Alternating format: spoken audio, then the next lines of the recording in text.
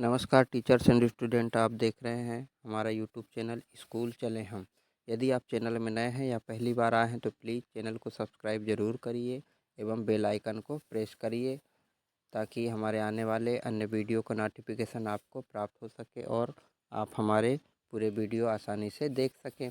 आइए शुरू करते हैं। आज हम 8th ग्रेड अभ्यास पुस्तिका सामाजिक विज्ञान जो कि हमने कक्षा 8वीं से ली है और सत्र 2024-25 की एकदम न्यू बुक है, जो कि समग्र शिक्षा मध्य प्रदेश राज्य शिक्षा केंद्र भोपाल द्वारा आई है ना। तो हम आज शुरू करते हैं। पाठ का नाम हमारा अतीत में पहला पाठ इतिहास है ना। हमारा अतीत 3 इतिहास का पहला क्या दिया है? पहला प्रारंभिक कथन कैसे, कब और कहाँ। ठीक है, कैसे, कब और कहाँ ये हम आज पढ़ते हैं और इसके प्रश्न उत्तर देखते हैं क्या दिया है। तो अध्याय 1 में क्या दिया है? प्रारंभिक कथन कैसे, कब और कहाँ। तो एस दिया है 812 है ना। मतलब एस मतलब सोशल साइंस, 8 मतलब 8वीं और 12 मतलब प्रश्न है ये है ना। 12 प्रश्न 1, ब्रिटिश शासनकाल के प्रथम और अंतिम गवर्नर जनरल थे। तो इसमें 4 ऑप्शन है। Warren Hastings, lord Mountbatten, Lytton Ripon, Curzon Irwin और वारेन हेस्टिंगटन डलहौजी। तो इसमें उत्तर आ जाएगा वारेन हेस्टिंगटन है ना। लॉर्ड माउंटबेटन ए नंबर का उत्तर। फिर प्रश्न क्रमांक 2 दिया है, ए हिस्ट्री ऑफ ब्रिटिश इंडिया पुस्तक के लेखक थे। तो इनके लेखक थे, सी नंबर का आएगा इसमें उत्तर, जेम्स मिल। तो आप भी अपनी एडगेट उत्तर पुस्तिका में जेम्स मिल लिख लीजिए और याद भी कर लीजिए। ठीक है, अब आते हैं प्रश्न क्रमांक 3 में। जब किसी देश पर दूसरे देश के द्वारा दबावपूर्वक आर्थिक, सामाजिक और राजनीतिक परिवर्तन किए जाते हैं तो इस प्रक्रिया को कहा जाता है। तो ए नंबर का है पाश्चात्यकरण, बी में दिया है सामाजिकरण, सी में दिया है औपनिवेशीकरण और डी में दिया है स्वदेशीकरण। तो इसका उत्तर आ जाएगा सी नंबर का औपनिवेशीकरण। फिर है प्रश्न 4, महत्वपूर्ण दस्तावेजों को सुरक्षित रखा जाता था, कहाँ रखा जाता था? ए नंबर का है पुस्तकालय, बी में है अभिलेखागार और सी में है प्रयोगशाला और डी है संग्रहालय। तो इसमें बी नंबर में का उत्तर सही होगा इसका, अभिलेखागार। फिर है प्रश्न 5, जनगणना कितने वर्षों के अंतराल में होती है? तो इसका उत्तर बी नंबर का आएगा जो कि 10 वर्षों में होती है। ठीक है, अब आते हैं प्रश्न क्रमांक 6 में, रिक्त स्थानों की पूर्ति कीजिए। तो 6 का ए क्या दिया है? ब्रिटिश काल में हिंदुस्तान का पहला नक्शा डेस ने बनाया था। तो इसमें आ जाएगा जेम्स रेनेल।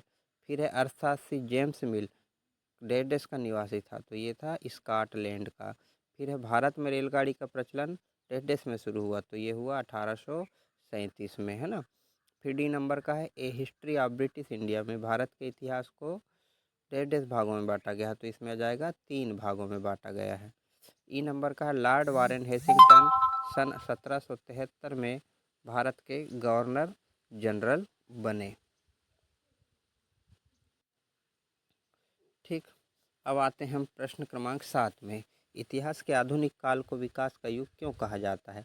तो इसके उत्तर में आ जाएगा, इतिहास के आधुनिक काल में विज्ञान, तर्क और लोकतंत्र, मुक्ति और समानता जैसी आधुनिकता की ताकतों का विकास हुआ, इसलिए आधुनिक काल को विकास का युग कहा जाता है। फिर आते हैं प्रश्न क्रमांक 8 में, सुलेखन विश्व किसे कहा जाता है? तो बच्चों ये प्रश्न ही से स्पष्ट है, सुलेखन विश्व, सुलेख है ना। तो सुलेखन विश्व ऐसे लोग होते हैं जो बहुत ही सुंदर ढंग से लिखने में निपुण होते हैं, उन्हें सुलेखन विश्व कहते हैं। ठीक है, तो बच्चों अपने को भी सुलेखन विश्व बनना है, तो आप भी, हम बोल रहे हैं तो इससे सुन सुनकर भी लिख सकते हैं। ठीक है, फिर आते हैं प्रश्न क्रमांक 9, अभिलेखागार में आप क्या क्या देख सकते हैं?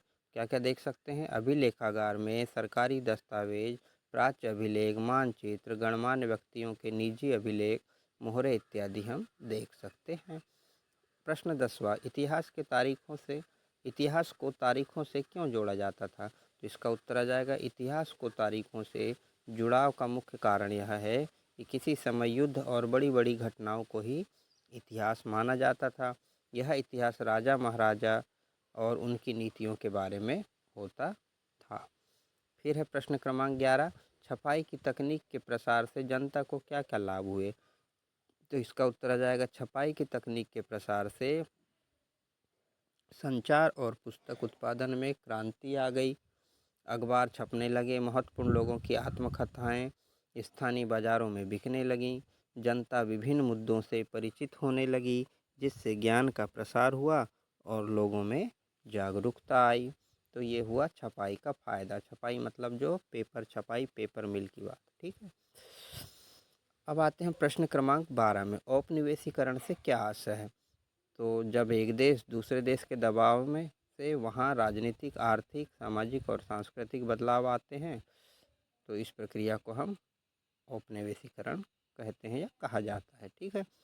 प्रश्न 13, ब्रिटिश काल में रेलगाड़ी चलने से जनता को क्या लाभ हुए? तो इसका उत्तर है ब्रिटिश काल में रेलगाड़ी चलने से जनता को दूरस्थ स्थानों पर यात्रा के लिए रेल द्वारा कम खर्च और कम समय में यात्रा की गई एवं रेल द्वारा बड़ी संख्या में यात्रियों और सामानों को ले जाया गया या ले जाया जा सकता है, ठीक है।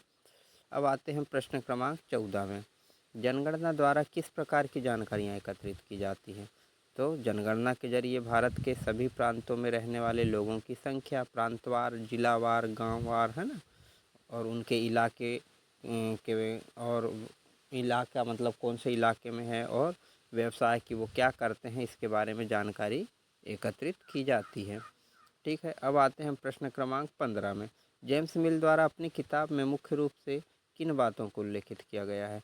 तो जेम्स मिल ने अपनी किताब ए हिस्ट्री ऑफ ब्रिटिश इंडिया में भारत के इतिहास को हिंदू, मुस्लिम व ब्रिटिश काल में विभाजित किया है। साथ ही उनका मानना था कि अंग्रेज़ों को सारे भूभाग पर कब्जा कर लेना चाहिए ताकि भारतीय जनता को सुखी जीवन प्रदान किया जा सके। अब आते हैं प्रश्न क्रमांक 16 में, औपनिवेशिक शासन के दौरान सर्वेक्षण के क्या उद्देश्य थे? तो क्या उद्देश्य थे हमने यहाँ पर लिख दिया है। बच्चों, अगर उत्तर आपको अच्छा लग रहा हो तो चैनल को सब्सक्राइब ज़रूर करिए और देखते देखते वीडियो को लाइक भी कर दीजिए, ठीक है। तो औपनिवेशीकरण के शासन के दौरान सर्वेक्षण के क्या उद्देश्य थे, ये हम आपको बताते हैं। औपनिवेशिक शासन के दौरान सर्वेक्षण का मुख्य उद्देश्य था कि किसी देश पर अच्छी तरह शासन चलाने के लिए उसको सही ढंग से जानना जरूरी होता है।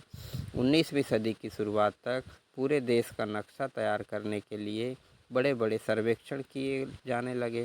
सर्वेक्षणों में धरती की सतह, मिट्टी की गुणवत्ता, वहाँ मिलने वाले पेड़ पौधों और जीव जंतुओं तथा स्थानीय इतिहास व फसलों का पता लगाया जाता था। अंग्रेज़ों की राय में किसी इलाके का शासन चलाने के लिए इन सारी बातों को जानना जरूरी था। तो ये थे हमारे पाठ 1 के प्रश्न उत्तर, जो कि हमने पूरे दिए हैं। प्रारंभिक कथन कैसे, कब और कहाँ के, है ना। अब अगले वीडियो में है आपसे हम फिर मिलते हैं। तब तक के लिए नमस्कार। और वीडियो पसंद आया हो तो चैनल को सब्सक्राइब ज़रूर करिए और वीडियो को लाइक भी